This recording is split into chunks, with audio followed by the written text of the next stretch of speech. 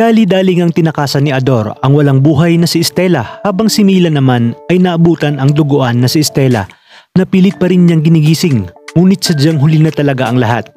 Agad niyang tatawagan si Max at ang kanyang tatay Lando.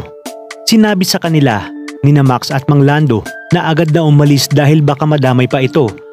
At sa pag-uwi nga ni Mila ay sinisisi niya ang kanyang sarili dahil sa nangyari kay Stella na ayon pa sa kanya na kung nakarating lamang siya ng maaga ay natulungan niya pa ito labang kay Ador.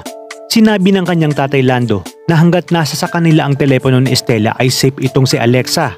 Kinabukasan nga ay naging lamanan ng mga balita at pahayagan ang tungkol sa isang bangkay na babae na nakumpirma nga na isa sa mga laman na nasabing sex video at dito darating ang bagong karakter na si Inspector Limuel Honore para simulan nga ang investigasyon. Habang sa mansyon ng mga Piero ay ipinatawag ni Doña Cielo si Ador para tanungin kung siya ba ang may gawa nito kay Stella.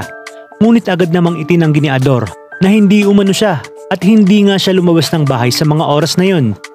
At sa pag-iimbestiga ni Inspector Lemuel ay nakita nila na isang babae ang posibleng pumatay kay Stella nang makita nga nila ito sa CCTV. Mga kapamilya, abangan natin kung paano malulusutan ni Mila sakaling magkaroon na ng lead na siya pala ang nasa CCTV na magiging prime suspect sa pagkamatay ni Stella. Kaya wag nang magpahuli dito lang sa teleseryeng hinding-hindi ka patutuluging gabi-gabi, ang Dirty Linen.